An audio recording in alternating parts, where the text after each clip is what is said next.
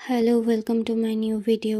সাত সকালে উঠে আমরা চলে গেছিলাম কলেজ, কারণ আজকে আমাদের ইন্টারনাল ভাইবা। প্ল্যাটফর্মে নতুন ফ্যান লাগিয়েছিল আর ফ্যানটা আমাকে একটা ভিডিও শ্যুট করতে বলছিল, তাই আমি ওকে একটা ভিডিওতে নিই।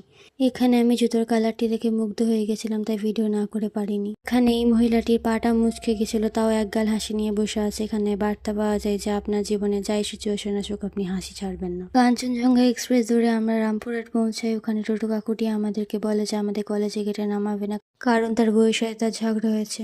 অনেক জোর জোর করার পর তিনি আমাদের কলেজে গেটে নামাতে রাজি হন। ধন্যবাদ কাকু আপনাকে। হ্যাঁ, ঠিকই ধরেছেন, ভাইবার টেনশন আমি ভিডিও করিনি। সারাদিন না খেয়ে আমরা এই ডিলিশিয়াস ওয়ান্ডারফুল কেকটা খাই। জয়নগর এক্সপ্রেসটা সেদিনকে খুব মুড সুইং হয়েছিল, তাই ও আস্তে আস্তে চলছিল আর মাঝে মাঝে থেমেও পড়ছিল। কোনো মতে আমরা সাহিত্য স্টেশন আসি আর ওখানে 4:40 লোকালটা ধরে বাড়ি ফিরি। কলেজের মক ভাইবাটা দেওয়ার পর ইউনিভার্সিটি ভাইবার কথা ভেবে এটাই মনে হলো যে পিকচার अभी बाकी है तो सिर्फ टेलर था।